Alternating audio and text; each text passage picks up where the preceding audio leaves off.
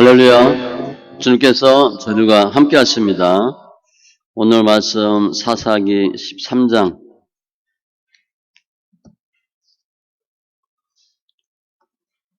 10절로 14절 구약 385쪽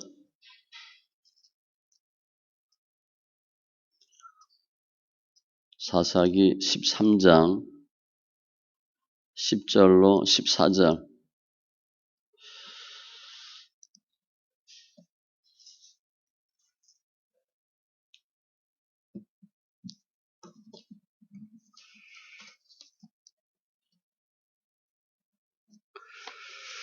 같이 천천히 말씀 읽습니다.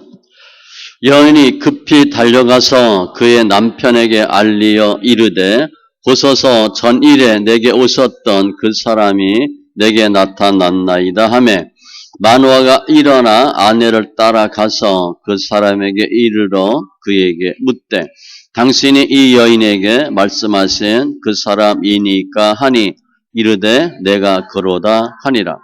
마노아가 이르되 이제 당신의 말씀대로 되기를 원하나이다. 이 아이를 어떻게 기르며 우리가 그에게 어떻게 행하리이까? 여호와의 사자가 마노아에게 이르되 내가 여인에게 말한 것들을 그가 다 삼가서 포도나무의 소산을 먹지 말며 포도주와 독주를 마시지 말며 어떤 부정한 것도 먹지 말고 내가 그에게 명령한 것은 다 지킬 것이니라 하니라. 아멘. 기도합니다.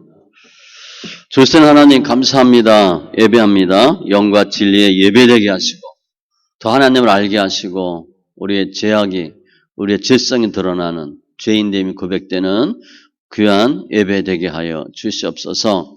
말씀이 생명되게 하시고 말씀이 말씀되는 귀한 은혜가 있게 하여 주시옵소서. 부드럽고 착한 마음으로 주님의 기쁨, 영광 다 되게 하여 주심을 감사하며 모든 말씀 예수님의 이름으로 기도합니다. 아멘. 오늘 말씀 주인공은 삼손의 부모 마노아와 그 아내 그리고 실제 주인공은 예수님입니다. 나오는 중요한 단어 보면 포도주와 독주라는 단어가 나오고요. 다 지킬 것이니라. 그러니까 삼손에게 걸림돌이 되는 건 포도주와 독주고요.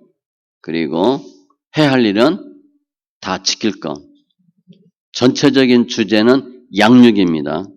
오늘 말씀은 5월 달에 어린이 주일, 청년 주일 이때 많이 쓰는 그런 사용하는 본문이에요. 자녀 양육. 어떻게 자녀를 양육할 것인가에 대한 내용이에요. 그래서 오늘 그 앞에 내용을 쭉 살펴봤는데 오늘 삼손의 부모가 여호와의 사자를 만나죠. 아내는 봤어요. 남편이 못 봤어요. 마노아가. 그래서 다시 나타나요. 그리고 마노아가 묻습니다. 12절에 보면 이 아이를 어떻게 기르며 우리가 그에게 어떻게 하리까? 이게 요지예요. 애를 어떻게 키우면 됩니까? 그 아이를 잘 양육하고 싶으니까 아이가 없었는데 아이가 생긴다 그리고 그럼 아이를 출산할 텐데 어떻게 길러야 되냐? 그때는 방법을 알려줘요. 14절 포도나무의 소사를 먹지 말고 포도주와 독주 마시지 말고 어떤 부정한 것도 먹지 말고 내가 그에게 명령한 것은 다 지킬 것이니라 하니라. 답을 알려주셨어요. 이렇게 키우라. 애를 어떻게 키울까요? 이렇게 키우라. 우리 삶 가운데 여호와의 사자가 나타나면 다 해결돼요. 그게 축복이에요. 주님이 사자가 역사한다, 만났다. 그러면 그야말로 형통입니다. 그리고 주님이 말씀까지 주셔요.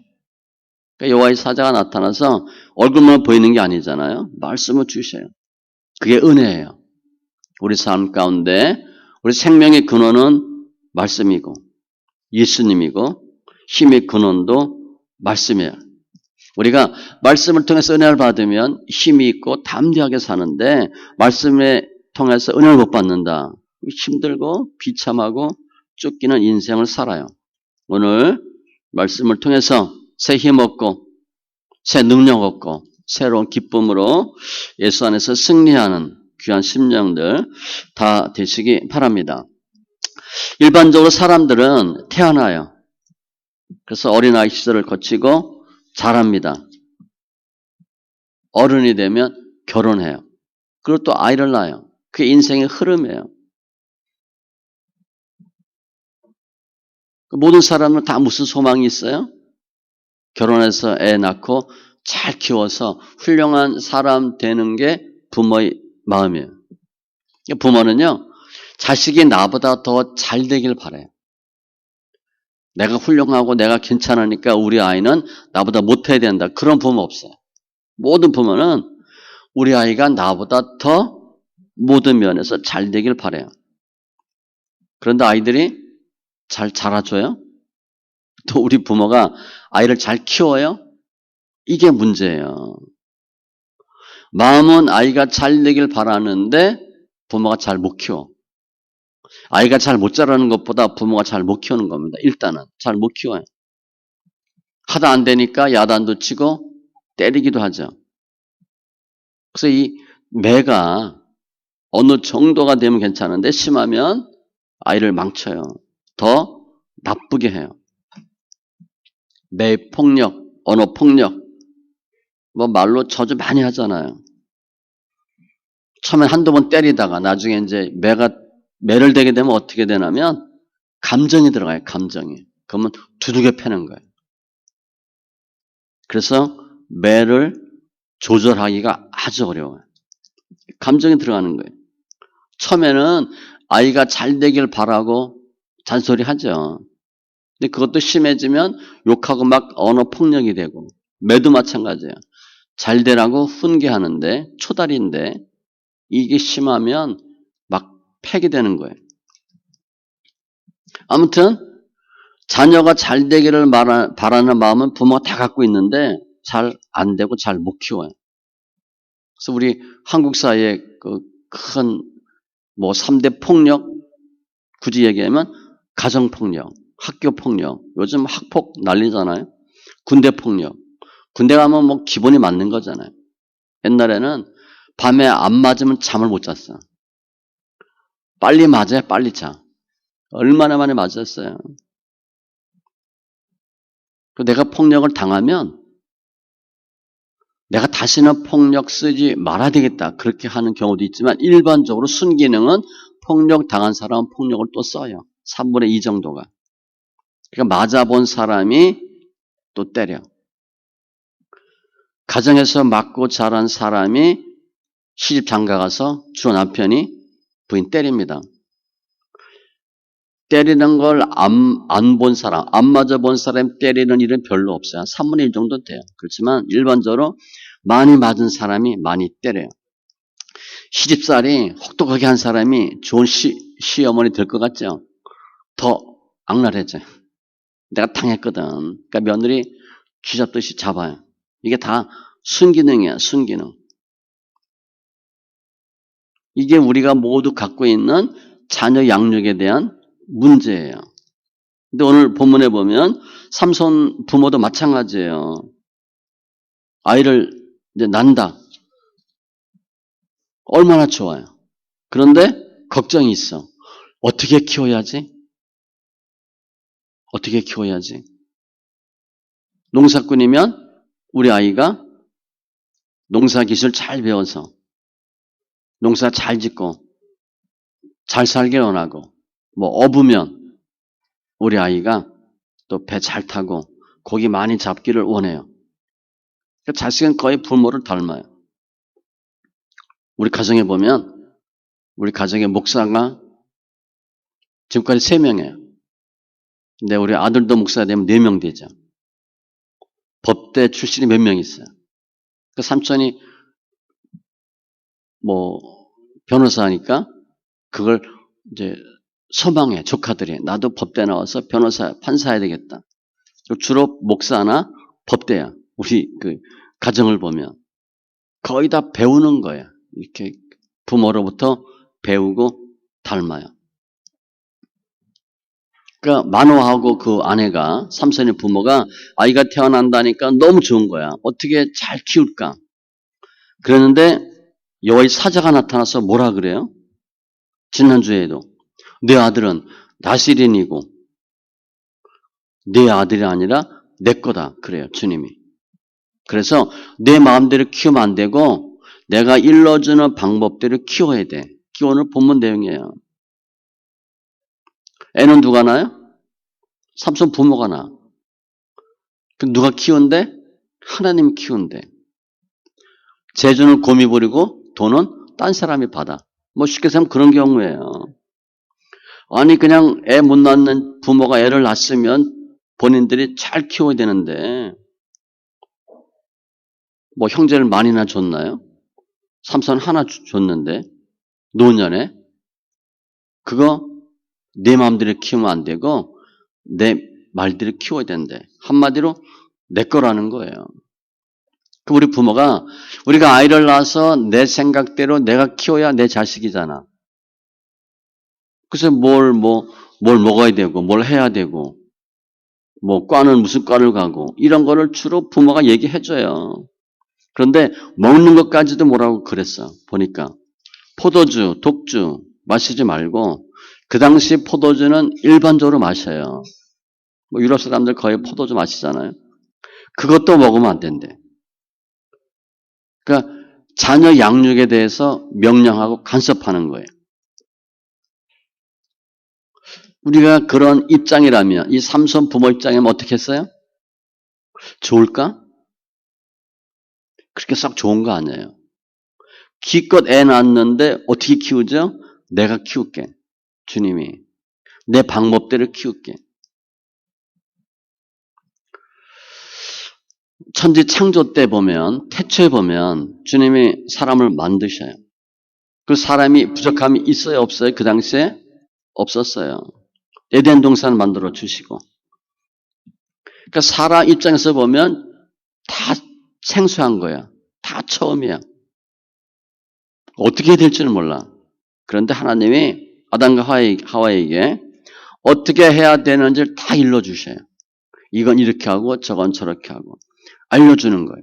그리고 지혜를 주셔서 아담과 하와는 아주 지혜로운 사람이에요.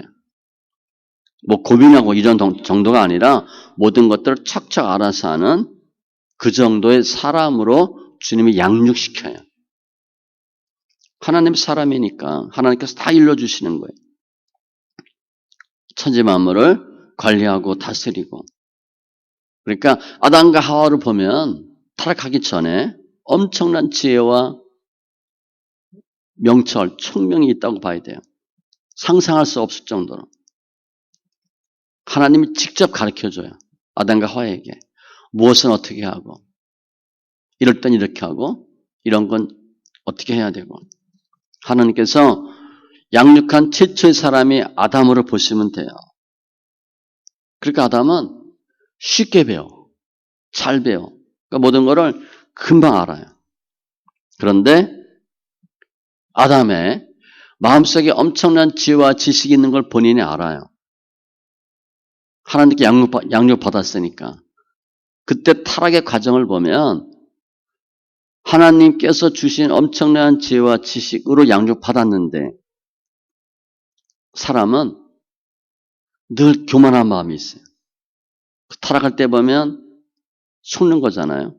이사야 14장에 보면 내가 내 마음에 이르기를 내가 하늘에 올라 하나님의 뭇별 위에 내 자리를 높이리라. 내가 북극 지폐의 산 위에 앉으리라. 가장 높은 구름에 올라가 지극히 높은 이와 같아지리라 하는도다. 내가 이런 단어가 나와요. 교만해요. 교만한 마음이 들어가요. 내가 다 할 수 있을 것 같아. 그러니까 양육받는 존재에서 양육하는 존재로 자신을 바꾸길 원해요. 그러니까 더 이상 배우고 이게 싫은 거야. 우리 아이들 좀 크면 알아서 한다 그러잖아요. 직장에서도 조금 몇 년 직장 생활하면 다 아는 것 같아. 그래서 내가 알아서 한다 그래. 믿음도 마찬가지예요. 좀 믿어보면 내가 다 알아서 한다 그래. 말 안 들어요. 교만해요. 하나님의 말씀에 순종하고 가르침 받고 양육 받아야 되는 아담이 필요 없다고 하는 거죠. 그게 타락이에요. 그리고 에덴 동산에서 쫓겨납니다. 아담과 하와가 에덴 동산에서 쫓겨날 때 어땠을까? 많은 걸 상실해요. 많은 지위와 권리와 지혜와 지식을 상실해요. 그래서 문제가 생기는 거예요. 예전에는 주님이 다 알려주셨어. 이제는 내가 직접 배워야 되고 내가 가르쳐야 돼. 그런데 예전엔 모든 것들이 가능했는데 이제는 가능하지 않게 되는 거예요. 아이를 낳는데 어떻게 길러야 될 줄을 모르는 거예요. 아이가 힘들 때 어떻게 해줘야 되고 아이가 부족할 때 어떻게 해줘야 되고 이걸 잘 모르는 사람이 되는 거예요. 본인도 잘 못하니까 본인 문제도 해결하기 힘든 상황이니까 아이들 양육 훨씬 어려운 거죠. 그러다 보니까 아이들이 부모 말 안 들으면 때리기도 하고 소리도 지르고 시키는 대로 안 한다고 뭐라 그리고 못한다고 뭐라 그리고 하나님 보시기에 타락 전에는 최고의 존귀한 존재에서 비참한 존재로 바뀌는 거예요. 오늘도 마찬가지죠. 삼손의 부모에게 여호와의 사자가 나타나요. 삼손이 묻죠. 그 아버지가 어떻게 키워야 되냐. 내 노력으로 키워야 되냐. 하나님의 사람이라면 어떻게 키워야 되냐. 그게 가장 문제예요. 우리 아이를 어떻게 키울까. 그래서 여호와의 사자가 분명하게 알려주셔요. 그게 명령입니다. 무엇 하지 말라. 특별히 술이에요. 술. 포도주, 독주 마시지 말고 부정한 거 먹지 말고 하면 안 되는 것 알려주시고 해야 될 것 내가 그에게 명령한 것은 다 지킬 것이니라. 하지 말아야 될 것과 할 것을 분명히 알려주셔요. 하나님은 삼손을 이제 태어나서 이름을 삼손으로 짓죠. 내가 내 방법으로 키워서 하나님의 사람으로 만들겠다고 하는 하나님 일에 쓰임받게 하겠다는 주님의 의지예요. 좋은 거야 나쁜 거예요? 좋은 거죠. 우리는 내가 내 아이들을 어떻게 키울 줄 몰라. 또 해보면 잘 안 돼요. 근데 주님이 직접 삼손 키우겠다는 거예요. 너무 좋은 거죠. 일반적으로는 훌륭한 부모가 잘 배우고 교양도 있고 믿음도 좋고 그래서 아이를 잘 가르쳐야 돼. 개천에서 용나는 일은 거의 없어요. 그건 안 돼요. 지금은 더 안 돼요. 그러니까 어떻게 하면 아이를 잘 교육시킬까? 맹모, 삼촌, 지기호처럼 잘 교육시켜야 돼. 그런데 주님은 내가 키우면 된다는 거예요. 내가 하라는 대로 하면 된다는 거예요. 예수님이 그렇잖아요. 예수님, 나사렛 동네에서 태어나고, 이집트로 피난 가고, 그런데 12살 때 예루살렘 성전에서 서기관들 바리새인들과 대화하고 가르치는 모습 나오죠. 누가복음 2장이에요. 사흘 후에 성전에서 만난즉 아이를 잃어버린 거야.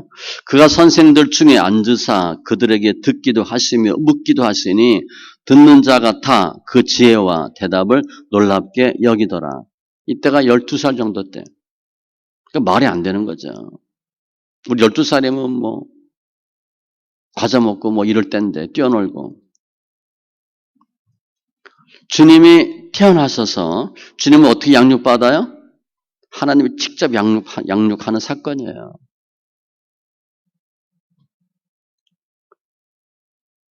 예수님의 부모는 목수잖아요. 목수가 뭐 많이 배웠겠어요? 율법을 잘 알겠어요? 무슨 교육을 받았겠어요? 거의 못해요. 예수님은 하나님의 영으로 주님이 직접 양육하는 거예요. 키우시는 거예요. 삼손도 하나님이 직접 키우겠다는 거죠. 예수님은 당연히 그렇죠. 부모 영향 받아요, 안 받아요? 안 받아요. 부모가 교육 수준이 있든 없든 돈이 많든 적든 교양이 있든 없든 상관없어요. 하나님이 양육하면 하나님이 완벽하게 만드시는 거예요. 예수님은 인간으로 오셨어요. 그런데 예수님 안에 거룩한 영이 있죠. 하나님이 영이에요. 삼손은 부모가 키웠지만 예수님은 아니에요. 하나님이 직접 말씀으로 깨닫게 하고 본인이 어떤 분인가 알고 본인이 메시아인 거 몰랐을까요? 다 알았잖아요. 누가 알려줬어요? 아니에요. 하나님이 다 알려주시는 거예요. 내가 하나님이다. 말씀하세요. 예수님은 교육을 통해서 만들어진 분이 아니에요. 성경도 마찬가지예요. 제가 늘 얘기하죠. 성경은 학문이 아니다. 공부해서 될 게 아니에요. 머리 좋은 사람이 예수 잘 믿게? 아니에요. 하나님 알려주셔야 돼요. 예수님은 주님이 다 알려주시고 성령께서 다 영으로 역사해서 다 알려주시는 거예요. 스스로 아시는 거예요. 이사야 9장 6절에 이런 한 아기가 우리에게 낳고 예수님이에요. 한 아들을 우리에게 주신 바 되었는데 그의 어깨에는 정사를 메었고 그의 이름은 기묘자라 모사라 전능하신 하나님이라 영전하신 아버지라 평강의 왕이라 할 것임이라. 기묘자 모사 예수님의 이름이에요.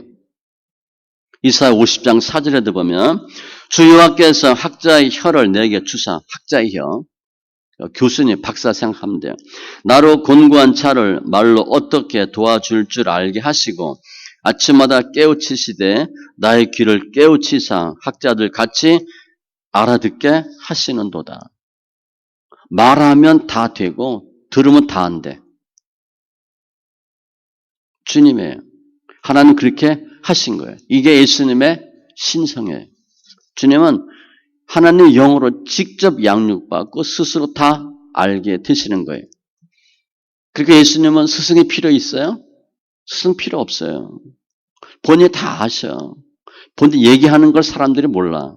이해를 못해. 요한복음 12장 49절로 내가 내 자의로 말한 것이 아니요 나를 보내신 아버지께서 내게 말할 것과 이룰 것을 친히 명령하여 주셨으니 주님이 다 알려주시는 거예요. 하나님께서. 무슨 말 하라, 어떻게 하라. 근데 그 예수님이 우리의 구원자로 오셨어요. 스승 필요 없어요. 그런데 그 당시 사람들이 예수님을 어떻게 봐요? 야, 저 사람 학식 대단하다. 야, 엄청나다. 그렇게 봐요? 아니에요. 예수님의 부모, 아버지가 목수니까 목수 아들의 예수님도 뭐 했겠어요? 목수했죠. 목수는 지식이 필요 있어요? 없어요. 대표질만 잘하면 되고 나오면 잘 자르면 돼. 지식 필요 없어요. 공부할 필요도 없어요. 그냥 그렇게 열심히 살면서 먹고 사는 게 목수예요. 반면에 랍비들은 잠도 서너 시간밖에 안 잡니다. 날마다 하는 게 뭐야? 율법. 그거 암송하고 외우고 파고 머리 좋은 사람만 랍비가 돼요. 그 당시 랍비들은 주로 자녀들을 그리스로 유학 보내요. 지금 웬만한 목사도 다 유학 보내잖아. 그때 그랬어요. 그래서 뭘 배우냐? 인본주의를 배우는 거예요. 그때부터. 랍비들이 신학을 배우는 게 아니라 랍비 자녀가 유학 갔다 오면서 인문학을 배워요. 철학을 배우고. 그리고 신학이 바뀌는 거예요. 아무튼 랍비들이 보면 예수님 저거 말 같지 않은 소리 하는 거야. 말도 안 되는 소리 해. 선무당에 사람 잡는다고 뭐 배우지도 않은 사람이 알지도 못하는 청년이 무슨 얘기하니까 안 받아주는 거야. 가짜라 그리고 미쳤다 그리고 이단이라 그리고 일단 스승이 없잖아. 우리 뭐 목사들도 신학교 어디 따지잖아. 일반 성도들도 학교 어디 따지잖아. 학교 어디 나왔냐. 달리 보이잖아. 안 좋은 대학 나왔으면 무시하고. 예수님은 무시당하기 딱 좋은 거예요. 학파도 없지, 스승도 없지. 손 딱 보니까 목수 손처럼 생겼지. 학자같이 안 생겼잖아. 그러니까 수근수근대고 멸시하고. 주님은 우리의 구원자로 오셨지만 하나님의 영으로 말하는 것, 모든 것 다 완벽한 분인데 고난당하는 거예요. 무시당하는 거야. 우리가 누구한테 정말 좋은 소리 해주고 정답을 얘기해. 그런데 그 사람이 무시하면 어떻게 해요? 기분 엄청 나쁘지. 속으로 뭐라 그래? 알지도 못하면서 이럴 거야. 예수님은요. 늘 정답만 얘기하는데 오는 소리는 다 미친놈이래. 얼마나 힘들었겠어요.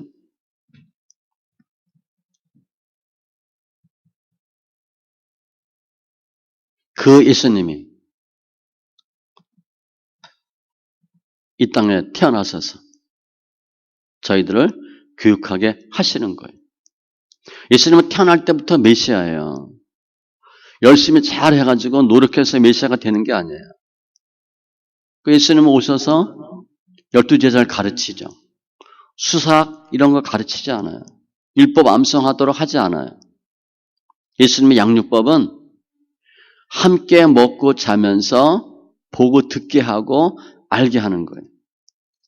마가복음 3장 14절에 보면 이에 12를 세우셨으니 12제자 이는 자기와 함께 있게 하시고 가장 중요한 게 그거예요. 함께 있게 하시고 함께 있으면서 예수님의 생각을 보고 듣고 배우고 예수님이 어떠한 마음이 있는지 어떤 사람은 불쌍히 여기고 어떨 때 화를 내시는지 무엇을 싫어하는지 그걸 계속 배우는 거예요. 함께 있게 하고 배우는 거예요. 늘 같이 식사하면서 얘기하고 12제자는 계속 살피는 거죠. 예수님의 표정이 어떻고 예수님의 마음이 어떻고 간혹 제자들이 믿음이 없으면 주님이 꾸짖기도 해요. 주님은요. 성도들한테 믿음 없다는 얘기 안 하셨어요.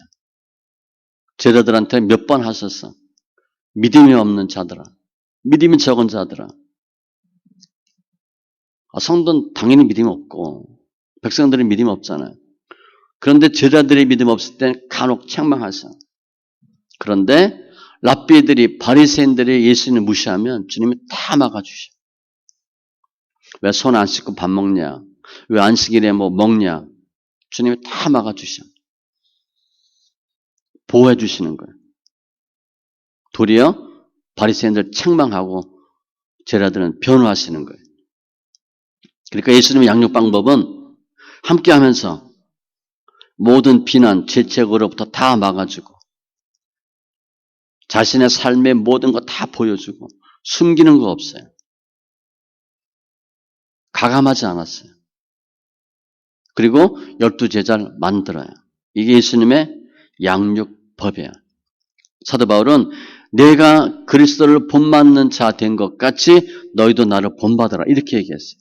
이게 뭐냐면 어떻게 하면 예수를 잘 믿을까요?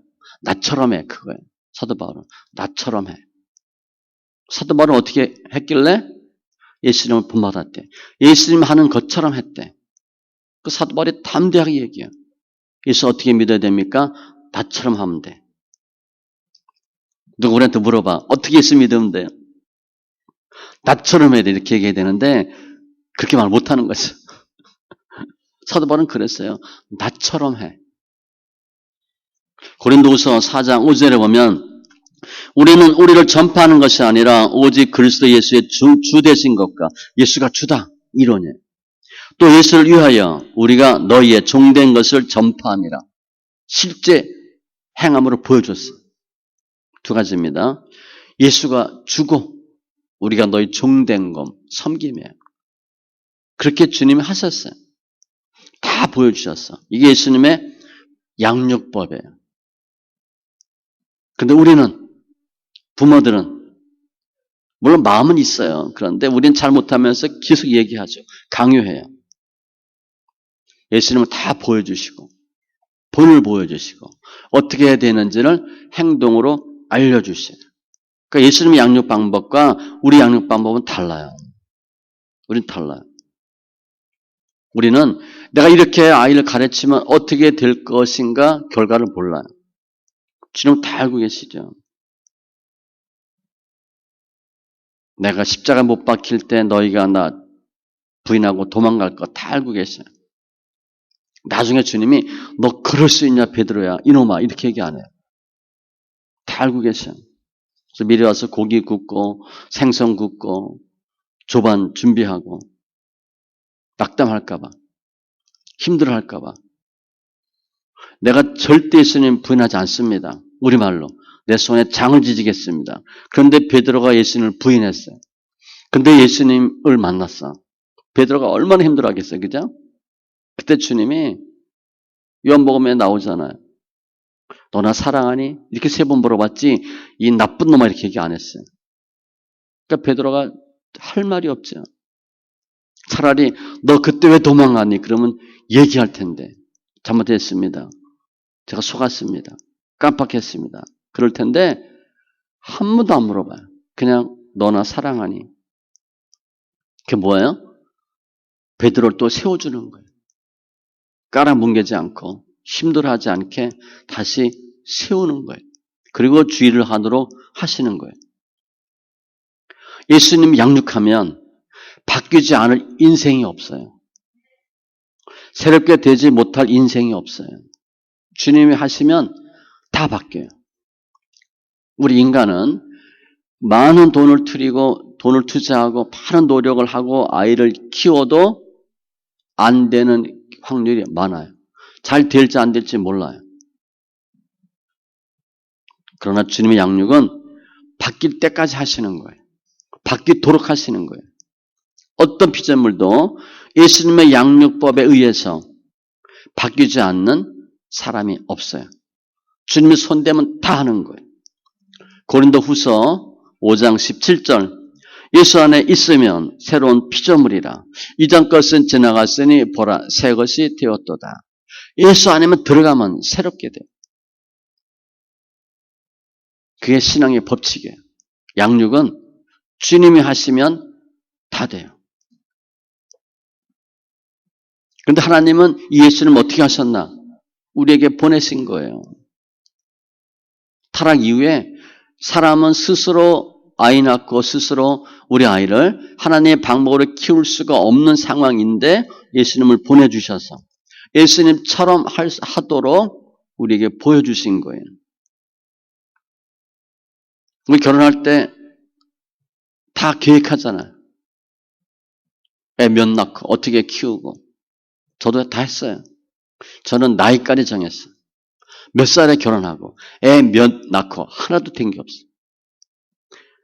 27에 결혼하려고 했는데 그때는 빨리 하잖아요. 29에 했고요. 애 둘 낳으려고 그랬는데 하나밖에 못 낳았어요. 되는 게 없어요. 애 낳는데 남자들은 뭐 애 키우는 거 알아요?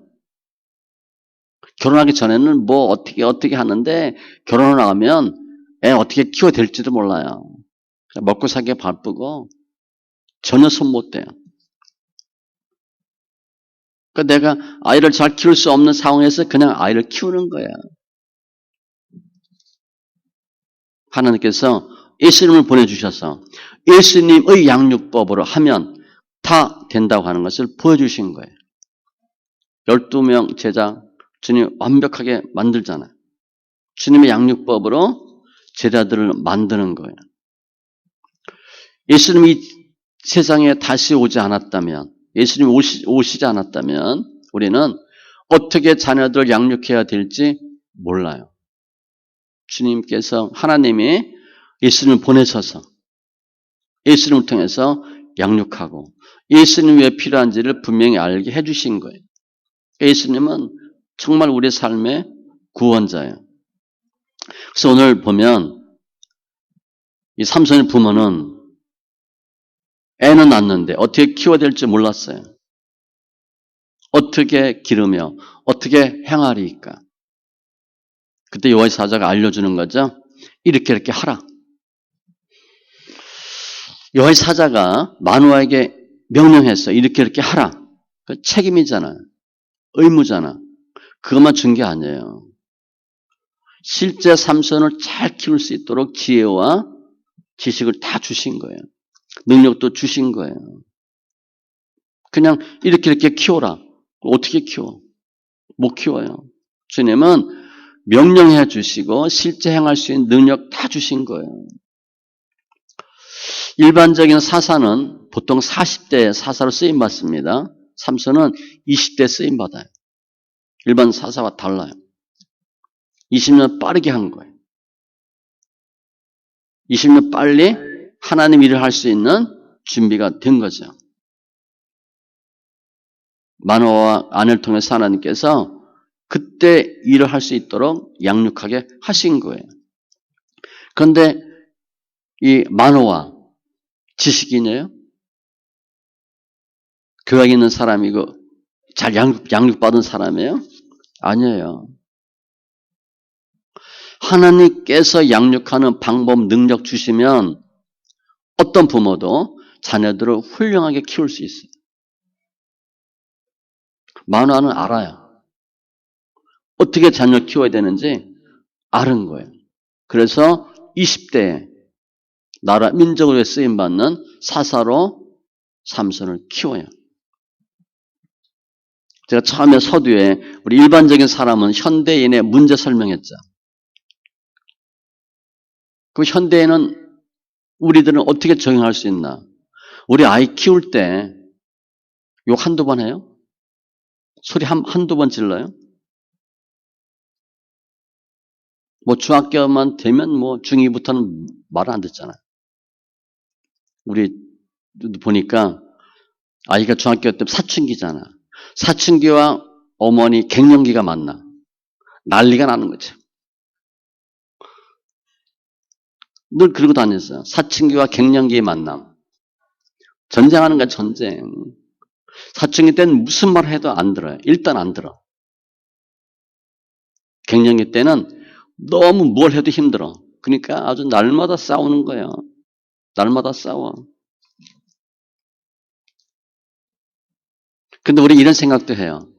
우리가, 아니면 우리 아이가 그 사춘기, 그 힘들고 어려울 때 잘 교육받았으면, 뭐 외국에는 뭐 왕실 교육 같은 거 있잖아요.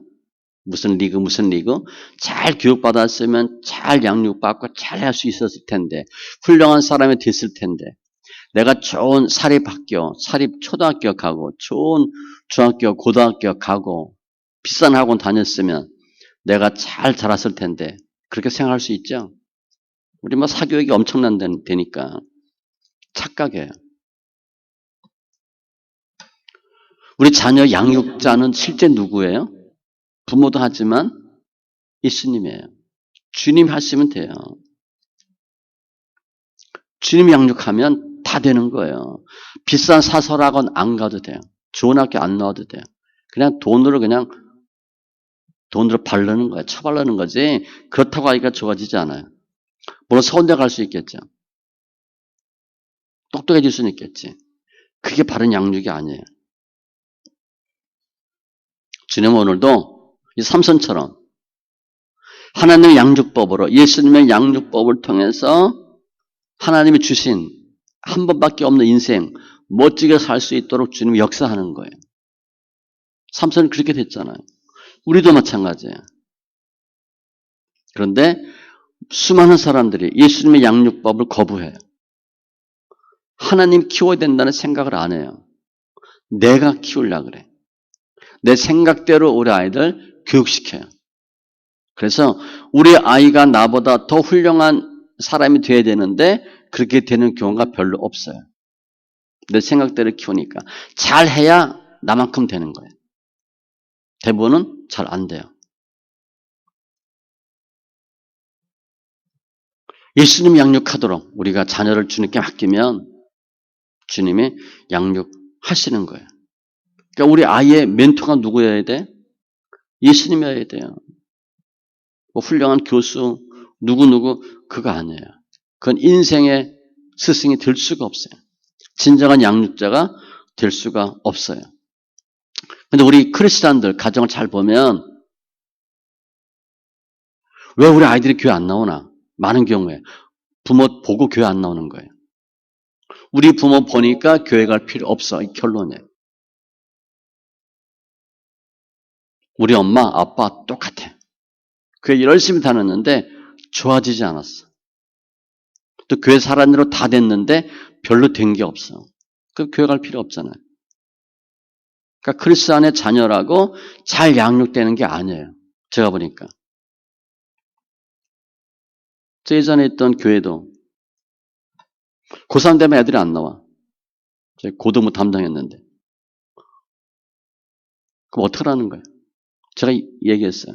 너희 고3 때 주일 예배를 지켜라. 그러면 하나님 어떻게 하는지 비교 한번 해보자 그랬어요. 고3 되면 장로, 권사, 안수집사 아이들 다 예배를 안 보내는 거예요. 거기까지만 나와. 고3 되면 아예 안 나오는 게 당연해. 잘 되겠어요? 근데 그분 목사님 소원이 뭐냐? 우리 교회에서 서울대 한 명 나오는 게 소원이야. 서울대 안 나오지. 또 그래서 나오면 뭐 하겠어요? 고3 때 더 열심히 교회 보내셔야 돼. 야, 하나님 하시면 한다. 이렇게 해야지. 학원을 믿을 거냐? 예수님을 믿을 거냐? 학원을 믿어.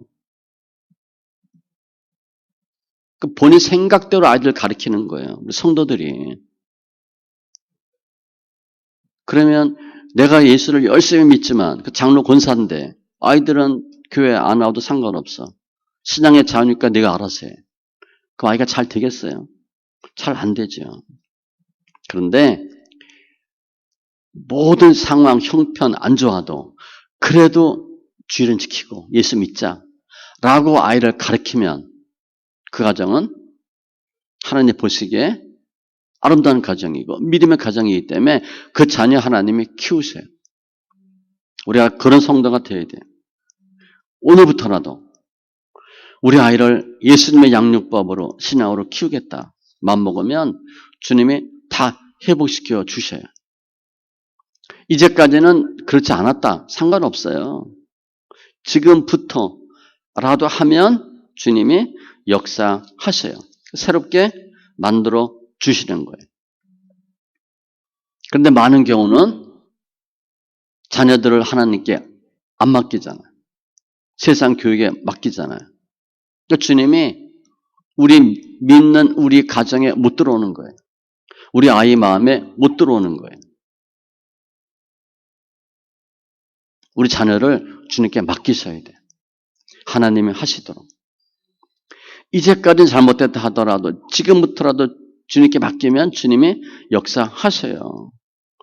완전히 바꿔주셔요. 직접 주님이 간섭하는 거예요. 우리 자녀 뭐 돈으로 키울 거예요? 정으로 키울 거예요? 우리는 뭐 우리 부모님한테 그렇게 배우고 자랐어요? 아니잖아요. 우리 예수 믿고 그냥 꿋꿋이 견딘 거잖아요. 우리 아이들도 그렇게 하도록 하시는 거예요. 그래서 우리는 우리의 자녀 양육권 포기하셔야 돼. 내 새끼니까. 아니에요. 주님은 내 거래. 이 개념이 안 바뀌어요. 바꾸시기 바랍니다. 양육권 주님께 맡기세요. 그래서 우리가 먼저 예수님을 통해서 양육받고 그리고 나서 내가 아이들 양육할 수 있어요. 자녀를 맡기는 거예요. 하나님의 말씀과 계명에 따라 명령에 따라 사는 자녀가 되도록 무릎 꿇고 머리 숙이는 거예요. 내가 내 자녀 양육권 포기하면 그때 주님 하셔요. 시편 24편 1절. 땅과 거기에 충만한 것과 세계와 그 가운데 사는 자들은 다 여호와의 것이로다. 내 자식 주님 거래. 그런데 내가 키우거든. 왜 남의 자식 힘들게 만들어요? 하나님 자식인데. 내 생각대로 키우려고 하는 거예요. 하나님의 의도대로 키워야 되는데. 내가 이제라도 하나님의 말씀에 순종해서 우리 자녀 맡기겠다. 그럼 주님이 간섭하세요. 내가 포기하는 것만큼 주님 간섭하세요. 내가 하겠다. 그럼 주님 뭐라 그래? 네가 알아서 해봐. 그렇게 해요. 그렇게 몇십 년 지났잖아요. 이제 우리 나라 청년들은 미전도 종족이 되어버렸다 그랬잖아요. 예수 믿는 확률이 3%밖에 안 되니까 미전도 종족이에요. 그러니까 누구 전도해야 되냐? 자녀 전도하셔야 돼 이제. 외국 안 나가도 돼. 아이들한테 집중하셔야 돼. 그렇게 맡기면 주님이 이 삼손의 부모처럼 어떻게 삼손을 키울까? 지혜와 능력 다 주시는 거예요. 지금부터라도 엎드려서 주님, 우리 아이, 우리 자녀 주님께 맡깁니다. 그럼 주님이 역사해 주셔요. 중요한 건 지금이에요. 고린도후서 6장 2절에 이르시되 내가 은혜 베풀 때에 너에게 듣고 구원의 날에 너를 도왔다 하셨으니 보라 지금은 은혜 받을 만한 때요 보라 지금은 구원의 날이로다. 은혜 받을 때가 언제냐? 지금이에요. 옛날 거 생각하지 마세요. 우리 옛날 얘기 많이 하는데 저도 가끔 했는데 그거 아무 소용없어요. 앞으로는 지금의 결과가 미래예요. 현재 충실하세요. 지금이에요. 지금 하시면 돼. 정말 우리가 우리 아이를 주님께 맡깁니다. 그렇게 하면 주님이 손대요. 또 많은 경우 자식들은요. 부모 연단시키기 위한 도구예요. 내 거예요. 내 거. 아이가 문제가 있어. 우리 그 문제 있는 아이를 보는 마음이 힘들어. 그런데 그 아이는 어떻게 했어요? 더 힘들어요. 부모는 내 새끼가 저러니까 힘들어. 어떻게 우리 집안에 저런 놈이 났나? 그게 창피해. 그건 아무것도 아니에요. 아이는 더 힘들어요. 더 힘들어요. 제 동기 목사 중에 하나가 목사 아들이 폭주적이었어요. 중학교 때부터 오토바이 타고 7년인가 몇 년 했대. 그러니까 목사님이 강단에서 말을 못하는 거예요. 비행 청소년이니까. 나중에 얘기하더라고요. 우리 모습이었다고. 우리 연단시키려고 그런 폭주적 해가지고 학교도 안 가고. 근데 이분이 교사 출신이야. 교장으로 은퇴했나 그래. 얼마나 창피해. 아이 교육 못 시켰죠. 목사인데 또 그렇게 했죠. 내 거다 그러더라고. 내 거다. 우리 부모 연단시키려고 그렇게 했다. 에덴 동산에서 주님께서 아담과 하와를 하나님의 지혜로 방법으로 양육시키고 모든 능력 주신 것 같이 주님이 우리 자녀도 그렇게 하셔요. 어떻게 하면 이 만화처럼 양육할 수 있을까? 우리 결단이 필요해요. 성경 많이 읽으세요. 성경에 보면 어떻게 하나님의 사람을 만드셨느냐 과정이 쭉 나오고요. 우리 생각을 바꾸셔야 돼. 우리가 했던 대로 아이 하면 앞으로 5년, 10년 지나도 또 마찬가지예요. 각도가 빗나갔기 때문에 점점 나빠져요. 세월이 지나면 지날수록. 지금부터라도 말씀에서 하나님의 양육법을 찾으시고 하나님의 사람이 만들어지는 과정 보시고 그렇게 하셔요. 성경 많이 읽기 바랍니다. 우리는 성경 소리나 읽으니까 너무 장점이죠. 시편 119편 130절에 주의 말씀을 열면 빛이 비추어 우둔한 사람을 깨닫게 하나이다. 하나님의 말씀이 들어가면 어둠이 물러가고 빛이 들어가요. 새 사람 되는 거예요. 먼저 내가 새 사람 되고 아이를 보는 눈을 바꾸시고 아이들이 성경만 읽혀놓으면 아이가 저절로 변해요. 성경은 제가 볼 때 어려서 읽어야 돼. 나이 들어서 읽으면 내가 깨지기가 어려워요. 나는 나라고 하는 존재가 굳어 있거든. 씨 뿌리는 비유처럼 이게 역순이에요. 맨 나중에 좋은 밭인데 우리는 길가밭이거든. 잘 안 깨져요. 아이들은 부드럽고 착한 마음이기 때문에 말씀 읽으면 착착착 변해. 제가 얘기했잖아요. 소매치기. 손 부드러울 때 하라고. 옛날 서울역 이런 데 가면 소매치기 어린애들이에요.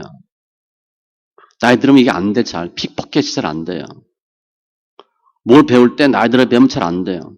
제가 목사님들 축구하고 뭐 이렇게 운동 좋아하니까 하잖아요. 나이 들어서 축구 배우는 분하고 어려서 뛰었다는 애들하고 달라요. 어려서 뛴 사람은 이 스킬 자체가 달라요. 어려서 성경 읽게 시켜놓으면 100%예요, 100%. 부모가 소리칠 필요도 없고 야단칠 필요도 없고 그래서 성경을 잘 읽는 게, 많이 읽는 것이 하나님의 양육을 받는 첩경이에요. 하나님의 말씀 멀리하면 내 생각으로 아이를 키우게 돼. 그러면 실패와 좌절이 계속 반복되는 거예요.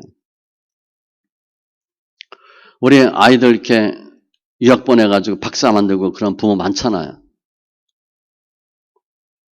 그 박사된 자녀 집에 잘 가요? 잘 못 가요. 전화도 잘 못 해요. 그런 자녀 데리고 있으면. 그 인생 하버드대 나왔을지 몰라도 그렇게 좋은 게 아니에요. 성경 많이 읽으시고. 근데 우리는 성경 많이 읽으니까 복된 삶이에요. 축복받는 성도예요. 그리고 두 번째 뭘 해야 되나? 아이를 맡기세요. 성경 많이 읽고 그리고 아이를 자꾸 맡기세요. 이사야 46장에 보면 야곱의 집이여 이스라엘의 집에 남은 모든 자여 내게 들을지어다. 배에서 태어남으로부터 내게 안겼고 태에서 남으로부터 내게 업힌 너희여. 태어날 때부터 주님이 관리하도록 돼 있어요. 손들아 내게 들으라. 먼 곳 백성들아 귀를 기울이라. 여호와께서 태에서부터 나를 부르셨고 내 어머니의 복중에서부터 내 이름을 기억하셨으며 뱃속에 있을 때부터 생기기 전부터 주님이 다 알고 계셨대. 주님 거예요. 내 거로 가지 마세요. 자녀 100% 주님 거다. 그렇게 하셔야 돼. 그리고 키우는 것도 주님께 맡기세요. 시편 22편 10절 내가 날 때부터 주께 맡긴 바 되었고 모태에서 나올 때부터 주는 나의 하나님이 되셨나이다. 태어날 때부터 그 전부터 하나님 거야. 너 행사를 여호와께 맡기고 너 염려를 다 주께 맡기라. 그러면 주님이 자녀 책임져 주셔요. 오늘 주제는 양육이에요. 자녀 양육. 성경 보니까 오늘 말씀 보니까 예수님으로 양육받게 하래. 어떻게 자녀 키워야 됩니까? 예수님의 방법으로 키우라는 거예요. 주님은 삼손이 하나님의 자녀이고 예수님의 자녀이고 예수 일을 해야 되기 때문에 내가 직접 키우겠다는 거예요. 그게 예수님의 양육법이에요. 내 자식이냐 주님의 자식이냐 개념이 바뀌셔야 돼. 내 자식이면 내가 마음대로 해도 돼. 근데 우리 자식 주님 거예요. 주님의 방법으로 키우세요. 삼손은 그 만화는 내 자식인데 내 건데 내 게 아니라 주님 거라고 고백할 때 주님께 됐고 주님 것이 내 것이 됐어요. 엄청난 비밀이에요. 내가 내 거라고 계속 고집하면 잘 될지 몰라요. 그러나 내 것인데 주님의 것이라고 인정하고 고백하니까 주의 것이 내 것이 되는 거예요. 우리 자녀를 그런 눈으로 보세요. 어떻게 하면 자녀 양육할까? 맡기세요. 그래서 부모와 자녀가 하나 되고 공통 부모가 예수야. 신앙이야. 그럼 대화가 돼. 근데 자녀가 예수를 압니다. 그런 대화가 잘 안 돼요. 겉도는 대화야. 부모 지간에 자식 지간에 정이 있는지 모르는데 하나가 안 돼요. 제가 예전에 어려서 재수할 때 쌍둥이였는데 어떻게 다툰 일이 생겼어. 학원에서. 실제 취급받고 싸운 거예요. 제가 싸운 거예요. 근데 우리 고등학교 동기는 몇 명 없었어. 근데 저 맞은 애가 뭐 학교 이름 얘기되면 뭐하니까 몇십 명이었어. 그래서 내가 맞아 죽을 뻔했어요. 그때 정말 엄청 힘들었어요. 그래서 학원 끝나고 와라. 그래서 이제 뭐 쪽수가 없으니까 간 거야. 근데 그 나랑 싸운 그 고등학교가 내 쌍둥이 형 고등학교야. 그래서 그때 그 학원가에 떠도는 유행어가 생겼어. 형제는 용감했다. 내 쌍둥이 형이 적극 막은 거죠. 그러니까 곤란한 거야. 저놈 두드려 패야 되겠는데 자기 친구 동생 쌍둥이야. 팔 수가 없잖아. 형제는 용감하고 피는 물보다 진해. 그런데 예수 믿고 나니까 제가 깨달은 게 또 있어요. 신앙은 피보다 진해요. 피보다 진합니다. 예수 안 믿으면 형제도 그냥 형제야. 예수 믿으면 어때요? 안 믿어도 형제 자매잖아. 실제 예수 믿는 사람 만나면 어때요? 그냥 좋은 거야. 신앙은 피보다 진해요. 우리 아이들 다 주님께 맡겨서 승리하는 귀한 가정 다 되시기 바랍니다. 기도합니다. 조선 하나님 감사합니다. 오늘 마누아와 아내 삼손 어떻게 기르고 어떻게 행하리까? 양육법입니다. 예수님의 방법으로 양육하는 귀한 우리 가정 자녀 되게 해주셔서 부모와 자녀가 하나 되게 하시고 하나님의 자녀로 성장하고 하나님 일을 감당하는 귀한 우리 가족 되게 하여 주시옵소서. 감사하며 모든 말씀 예수님의 이름으로 기도합니다. 아멘.